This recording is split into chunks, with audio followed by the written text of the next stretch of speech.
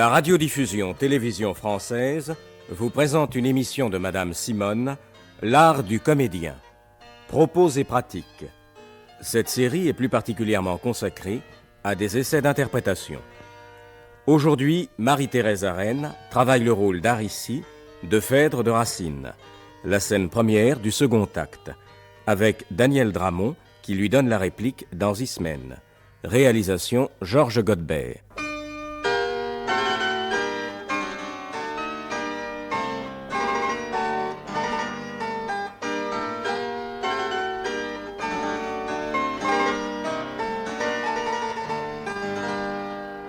Nous allons travailler aujourd'hui dans le second acte de Phèdre, la première scène qui se déroule entre Aricie et Ismène. C'est mademoiselle Marie-Thérèse Arène qui va travailler Aricie et mademoiselle Daniel Dramont qui va lui donner la réplique dans Ismène. Comme j'ai l'habitude de le faire, ces demoiselles vont aller au bout de la scène et nous la reprendrons ensuite. Nous allons d'abord voir ce qu'elles ont inventé toutes seules. Alors courage, n'ayez pas le trac. Vous avez l'air malheureuse, n'ayez pas l'air malheureuse. Hippolyte demande à me voir en ce lieu. Hippolyte me cherche et veut me dire adieu. Ismène, dis-tu vrai? N'es-tu point abusée? C'est le premier effet de la mort de Thésée. Préparez-vous, madame, à voir de tous côtés voler vers vous les cœurs, par Thésée écarté. Aricie, à la fin de son sort, est maîtresse, et bientôt à ses pieds verra toute la Grèce. Ce n'est donc point, Ismène, un bruit mal affermi. Je cesse d'être esclave et n'ai plus d'ennemis. Non, madame, les dieux ne vous sont plus contraires, et Thésée a rejoint les mânes de vos frères. Dit-on quelle aventure a terminé ses jours? On sème de sa mort d'incroyables discours. On dit que, ravisseur d'une amante nouvelle, les flots ont englouti cet époux infidèle. On dit même, et ce bruit est partout répandu, qu'avec Pirithous aux enfers descendu, il a vu le Cocyte et les rivages sombres, et s'est montré vivant aux infernales ombres, mais qu'il n'a pu sortir de ce triste séjour et repasser les bords qu'on passe sans retour. Croirais-je qu'un mortel avant sa dernière heure peut pénétrer des morts la profonde demeure? Quel charme l'attirait sur ces bords redoutés? Thésée est mort, madame, et vous seule en doutez. Athènes en gémit, Trézène en est instruite, et déjà pour son roi reconnaît Hippolyte. Phèdre dans ce palais tremblante pour son fils, de ses amis troublés demande les avis. Et tu crois que pour moi, plus humain que son père, Hippolyte rendra ma chaîne plus légère, qu'il plaindra mes malheurs? Madame, je le crois. L'insensible Hippolyte est-il connu de toi? Sur quel frivole espoir penses-tu qu'il me plaigne et respecte en moi seul un sexe qu'il dédaigne? Tu vois depuis quel temps il évite nos pas et cherche tous les lieux où nous ne sommes pas. Je sais de ses froideurs tout ce que l'on récite, mais j'ai vu près de vous ce superbe Hippolyte, et même en le voyant, le bruit de sa fierté a redoublé pour lui ma curiosité. Sa présence à ce bruit n'a point paru répondre. Dès vos premiers regards, je l'ai vu se confondre. Ses yeux qui vainement voulaient vous éviter, déjà pleins de langueur, ne pouvaient vous quitter. Le nom d'amant, peut-être, offense son courage, mais il en a les yeux, s'il n'en a le langage. Que mon cœur, cher Ismène, écoute avidement un discours qui peut-être a peu de fondement. Oh, toi qui me connais, te semblait-il croyable que le triste jouet d'un sort impitoyable, qu'un cœur toujours nourri d'amertume et de pleurs, dût connaître l'amour et ses folles douleurs? Reste du sang d'un roi, noble fils de la terre, je suis seul échappé aux fureurs de la guerre. J'ai perdu dans la fleur de leur jeune saison 6 frères. Quel espoir d'une illustre maison! Le fer moissonna tout, et la terre humectée but à regret le sang des neveux d'Érectée. Tu sais depuis leur mort quelle sévère loi défend à tous les Grecs de soupirer pour moi. On craint que de la sœur les flammes téméraires ne raniment un jour la cendre de ses frères. Mais tu sais bien aussi de quel œil dédaigneux je regardais ce soin d'un vainqueur soupçonneux. Tu sais que de tout temps à l'amour opposé, je rendais souvent grâce à l'injuste Thésée, dont l'heureuse rigueur secondait mes mépris. Mes yeux alors Mes yeux n'avaient pas vu son fils. Non que par les yeux seuls lâchement enchantés, j'aime en lui sa beauté, sa grâce tant vantée, présent dont la nature a voulu l'honorer, qu'il méprise lui-même et qu'il semble ignorer. J'aime, je prise en lui de plus nobles richesses, les vertus de son père, et non point les faiblesses. J'aime, je l'avouerai, cet orgueil généreux qui jamais n'a fléchi sous le joug amoureux. Phèdre en vain s'honorer des soupirs de Thésée. Pour moi, je suis plus fière, et fuis la gloire aisée d'arracher un hommage à 1000 autres offerts, et d'entrer dans un cœur de toutes parts ouvert. Mais de faire fléchir un courage inflexible, de porter la douleur dans une âme insensible, d'enchaîner un captif de ses fers étonné contre un joug qui lui plaît vainement mutiner, c'est là ce que je veux, c'est là ce qui m'irrite. Hercule a désarmé coûtait moins qu'Hippolyte, et vaincu plus souvent et plus tôt surmonté, préparait moins de gloire aux yeux qui l'ont dompté. Mais, chère Ismène, hélas, quelle est mon imprudence? On ne m'opposera que trop de résistance. Tu m'entendras peut-être, humble dans mon ennui, gémir du même orgueil que j'admire aujourd'hui. Hippolyte aimerait. Par quel bonheur extrême aurais-je pu fléchir? Vous l'entendrez lui-même. Il vient à vous. Alors, mais c'est bien. C'est bien. Puisque vous vous êtes rendu compte que vous aviez complètement perdu votre mouvement dans les 6 derniers vers, là. N'est-ce pas? C'était beaucoup trop lent. Mais enfin, ça, c'est très facile à corriger.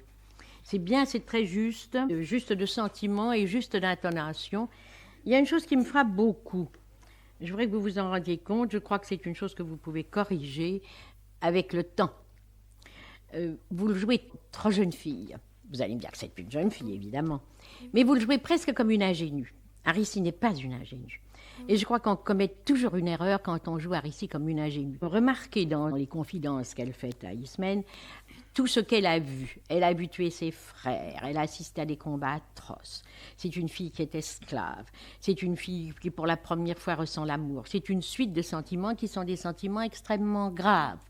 Alors, évidemment, c'est une jeune fille, c'est une des merveilleuses jeunes filles qui sont dans les tragédies raciniennes, mais par le fait même qu'elles sont dans une tragédie, je ne dirais pas qu'elles ont quelques années de plus, mais elles ont des sentiments plus mûrs, plus graves.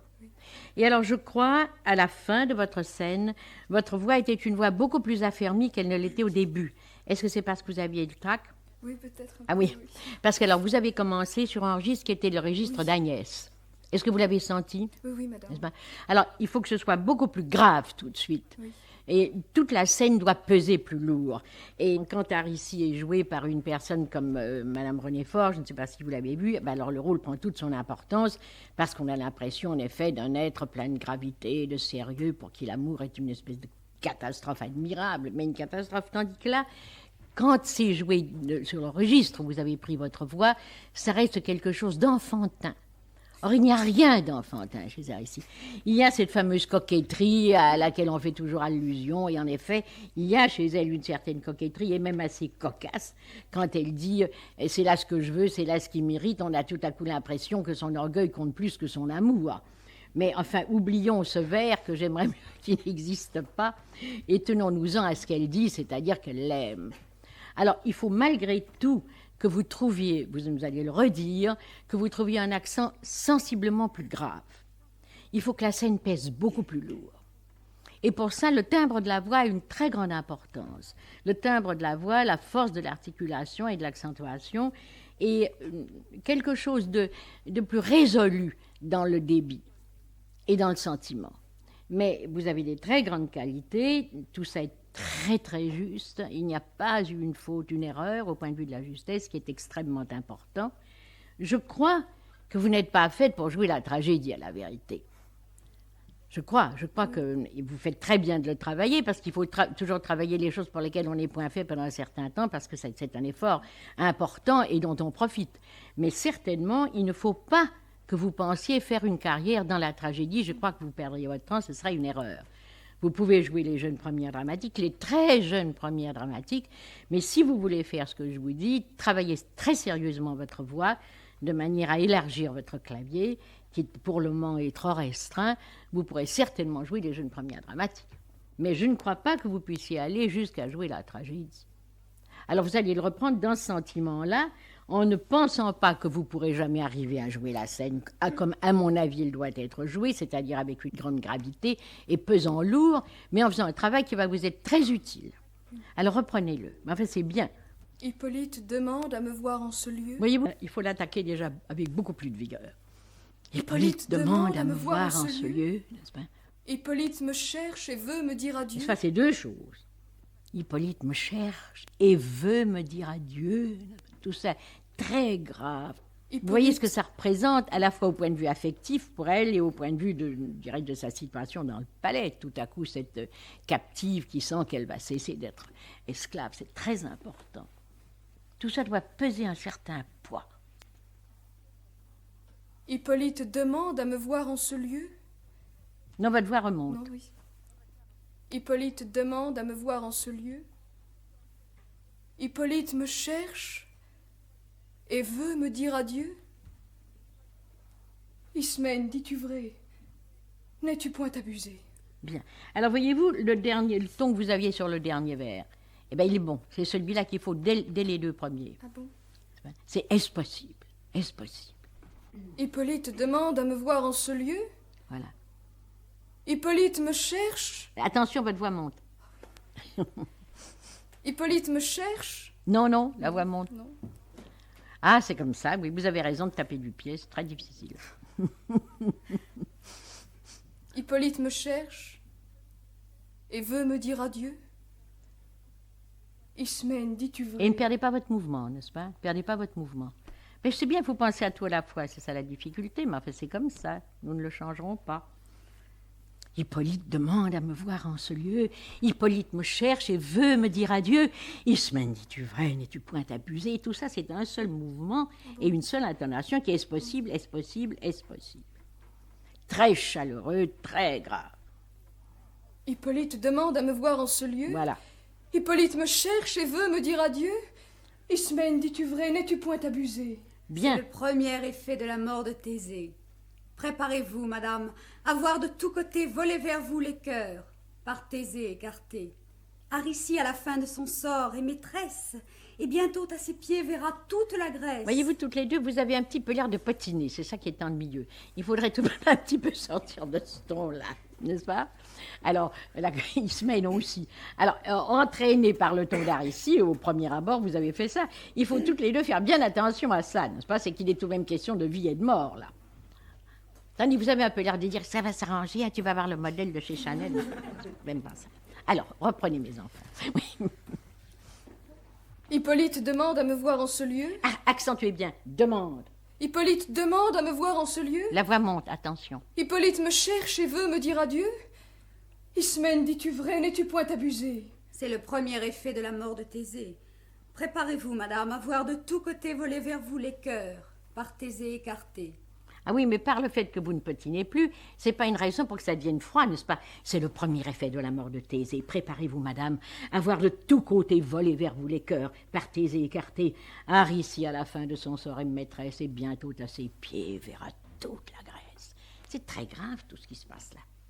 C'est le premier effet de la mort de Thésée. Préparez-vous, madame, à voir de tous côtés voler vers vous les cœurs, par Thésée écarté. Aricie, à la fin de son sort, est maîtresse, et bientôt à ses pieds verra toute la Grèce. C'est beaucoup mieux. Ce n'est donc point, Ismène, un bruit mal affermi. Je cesse d'être esclave et n'ai plus d'ennemis. Voilà, surtout n'allez pas vers le cri, n'est-ce pas? Oui. Ce n'est donc point Ismène, un bruit mal affermi. Je cesse d'être esclave et n'ai plus d'ennemis. Vous voyez à quel point tous les mots sont graves et sérieux. Surtout faites bien attention que votre voix ne file pas vers l'eau, parce que tout de suite c'est moins bon et moins vrai. Ce n'est donc point, Ismène, un bruit mal affermi. Oh, les liaisons, s'il vous plaît, nous ne sommes pas au théâtre français. Ce n'est donc point, Ismène. Ce n'est donc point, Ismène, un bruit mal affermi. Je cesse d'être esclave et n'ai plus d'ennemis. Non, madame, les dieux ne vous sont plus contraires. Et Thésée a rejoint les mânes de vos frères. Voilà. Alors, elle lui annonce que Thésée est mort. Elles ont beau ne pas l'aimer, tout de même, le fait qu'il est mort, ça donne une petite gravité au ton, n'est-ce pas? Non, madame, les dieux ne vous sont plus contraires, et Thésée a rejoint les mânes de vos frères. D'autant plus qu'elle fait allusion à la mort de ses frères. Non, madame, les dieux ne vous sont plus contraires, et Thésée a rejoint les mânes de vos frères. Dit-on quelle aventure a terminé ces jours? On sème de sa mort d'incroyables discours. On dit que, ravisseur d'une amante nouvelle, les flots ont englouti cet époux infidèle. Et cet époux infidèle, quelle horreur, cette épouse infidèle... Pardon, madame. Oh, je vous pardonne, c'est pas une offense personnelle. Mais... je vais recommencer. On sème de sa mort d'incroyables discours. On dit que, ravisseur d'une amante nouvelle, les flots ont englouti cet époux infidèle. Ah, ça recommence. Les flots ont englouti cette épouse infidèle. Cette épouse infidèle? Cette épouse infidèle? Je ne l'ai pas dit? Ah non, vous ne l'avez pas dit. Voyez-vous comment on ne fait pas ce qu'on veut quand on joue la comédie. Mais c'est que c'est vrai. Il y a un journal très beau de M. Gau, qui était un très grand comédien, paraît-il, naturellement que je n'ai pas vu, mais qui était un très beau comédien, et qui a écrit un journal où il a tenu compte de ce... Vous voyez lire ça, tous les comédiens doivent lire ça. Et 15 ans après avoir commencé à jouer la comédie, il a noté « Mon geste devient volontaire ». Au bout de 15 ans. Alors, voyez, vous ne vous découragez pas. On sème de sa mort d'incroyables discours. On dit que ravisseur... Alors, ne fermez pas, ne faites pas un sens arrêté, n'est-ce pas? On sème de sa mort d'incroyables discours. On dit que ravisseur d'une amante nouvelle, les flots ont englouti cette épouse infidèle. On dit même, et ce bruit est partout répandu, qu'avec Pyrotnus aux enfers descendu, il a vu le cocyte et les rivages sombres, et s'est montré vivante aux infernales ombres. Mais qu'il n'a pu sortir de ce triste séjour et repasser les bords qu'on passe sans retour. Et alors, voyez-vous, tout ça, c'est pris dans un seul mouvement. Est-ce que je me fais comprendre? Quand je dis un seul mouvement, je veux dire que c'est roulé. C'est la même intonation, comme toujours, le sentiment ne changeant pas, l'intonation ne change pas, et c'est pris dans un seul mouvement. Vous savez, c'est comme quand on roule ses pattes à berlingot. Vous avez vu faire ça à la fête de Neuilly, n'est-ce pas? Ben, c'est ça qu'il faut faire dans ces moments-là, dans ces morceaux-là. Il faut que ce soit pris et roulé comme ça ensemble, mais bien distinct, bien articulé, bien accentué. Et pas de sens arrêté, parce que sinon les gens s'en vont, ils disent « Ah ben c'est fini, d'incroyables discours, allons-nous-en. » Bon. On sème de sa mort d'incroyables discours. On dit que, ravisseur d'une amante nouvelle, les flots ont englouti cette épouse infidèle. Bien. On dit même, et ce bruit est partout répandu, qu'avec Pirithous aux enfers descendu, il a vu le cocyte et les rivages sombres et s'est montré vivant. À respirer, respirer. On a le droit de respirer, on n'est pas obligé d'asphyxier, parce que c'est pas une raison.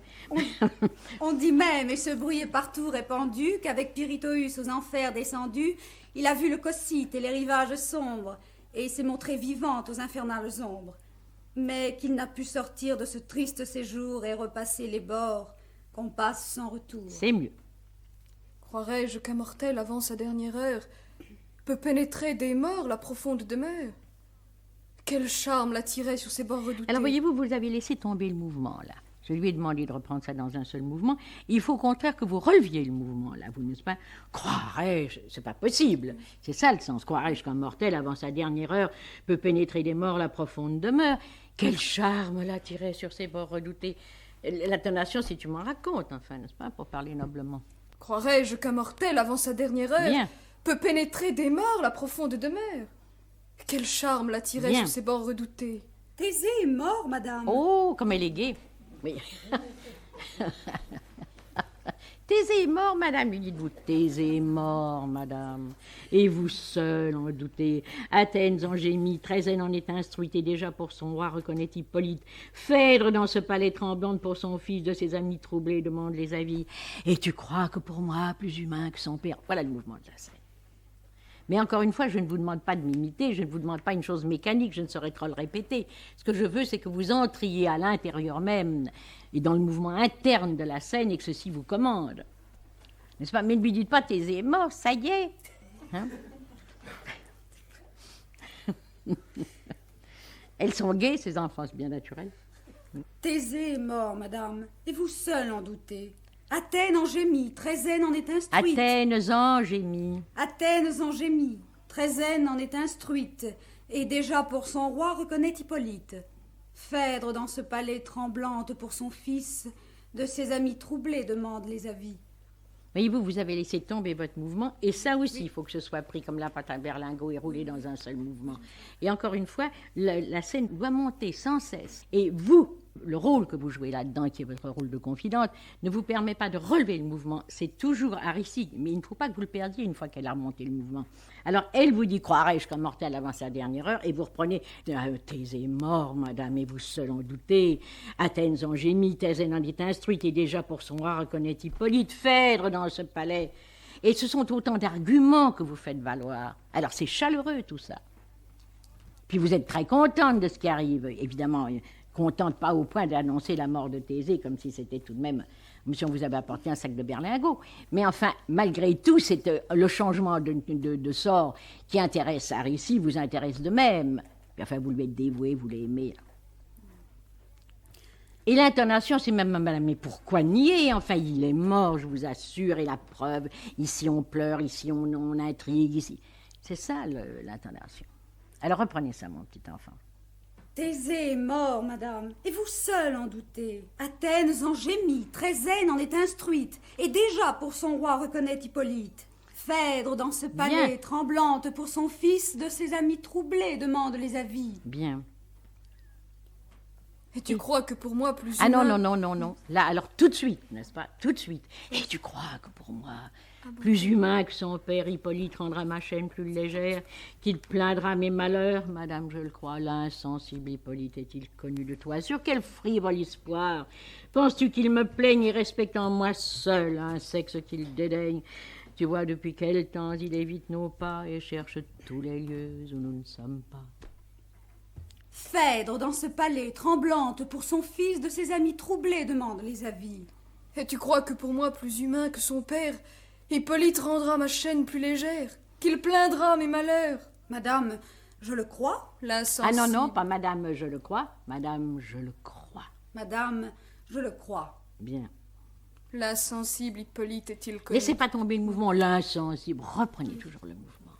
En somme, la position des deux jeunes filles dans cette scène, c'est une qui affirme une chose, et ça c'est Ismène, et l'autre qui n'ose pas le croire, qui par conséquent multiplie les objections, avec au fond d'elle-même le désir que ce soit vrai.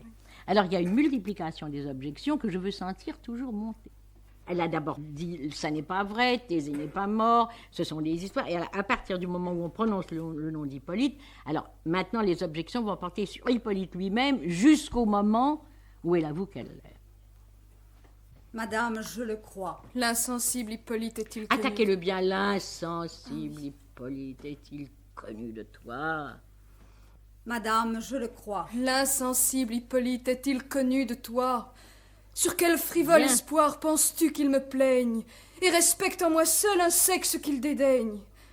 Tu vois depuis quel temps il évite nos pas et cherche tous les lieux où nous ne sommes pas. Bien, écoutez-moi. Il y a là deux vers qui sont deux vers extrêmement ravissants. Il faut que je le sente. Là, il faut toujours revenir à la musique racinienne, sinon vous faites tort à l'auteur. Et ça, ce sont deux vers où il faut la sentir, n'est-ce pas? L'insensible Hippolyte est-il connu de toi? Sur quel frivole espoir penses-tu qu'il me plaigne et respecte en moi seul un sexe qu'il déteigne? Tu vois depuis quel temps il évite nos pas et cherche tous les lieux où nous ne sommes pas. La difficulté, encore une fois, c'est que la poésie ici, elle n'est pas faite en images, elle ne tient pas des images à des analogies, elle tient à la musique des mots. Par conséquent, pour y arriver, vous ne pouvez pas faire une chose brusque, et vous devez insensiblement y arriver, comme l'auteur d'ailleurs le fait lui-même. Et pour ça, à partir du moment où vous sentez cette chose, c'est une chose physique que vous devez sentir si vous aimez le texte des Racines, à partir du moment où vous sentez ça, c'est quelque chose que vous préparez en vous-même et qui tout à coup sort comme un chant. Est-ce que je me fais comprendre? Oui, madame. Bon, alors faites-le. Enfin, faites-le. Oui. Vous allez essayer. Vous allez le faire, vous allez voir. Madame, je le crois. L'insensible Ah Hippolyte... non, pas madame, je le crois. Madame, je le crois. Madame, je le crois. L'insensible Hippolyte est-il connu de toi? Sur quel frivole espoir penses-tu qu'il me plaigne et respecte en moi seul un sexe qu'il dédaigne? Tu vois depuis quel temps Ah non, il est... laissez pas tomber. Au contraire, Il faut l'attaquer fort, n'est-ce pas, et respectant en moi seul un sexe qu'il déteigne. Tu vois depuis quel temps il évite nos pas et cherche tous les lieux où nous ne sommes pas. N'est-ce pas? Et ce qui me permet, non pas de ralentir le mouvement, mais de me laisser aller à cette impression que me donne ce vers, cette impression musicale, c'est que justement l'attaque de tu vois est une attaque vive. J'ai souvent expliqué à vos camarades, je ne sais pas si vous étiez là, qu'on peut très souvent, non pas lâcher le mouvement, mais élargir le mouvement et se permettre alors de s'abandonner à ce besoin musical du vers si l'attaque est vive. Si vous attaquez d'une manière lente, vous ne pouvez rien faire. N'est-ce pas, par exemple, si vous dites « L'insensible Hippolyte est-il connu de toi? Sur quel frivole espoir penses-tu qu'il me plaigne et respectant en moi seul un sexe qu'il déteigne? Tu vois depuis quel temps il évite nos pas et cherche tous les lieux où nous ne sommes pas. » C'est pas bon, vous avez laissé tomber votre mouvement. Et alors, non seulement ça, mais vous ne respectez pas non plus ce qu'a voulu l'auteur, parce qu'encore une fois, là, la vertu poétique, elle est, comment dirais-je, elle est insinuée dans le vers. Et pour que vous arriviez à donner ça, il faut commencer comme si vous n'alliez pas le faire. Ça, c'est très, très important dans les textes de Racine. Toujours faire une attaque vive, et à partir du moment où l'attaque est vive, alors vous avez la possibilité, je ne dirais pas de ralentir, mais de vous abandonner à la musique. Alors, à la prochaine fois, merci beaucoup, vous avez bien travaillé.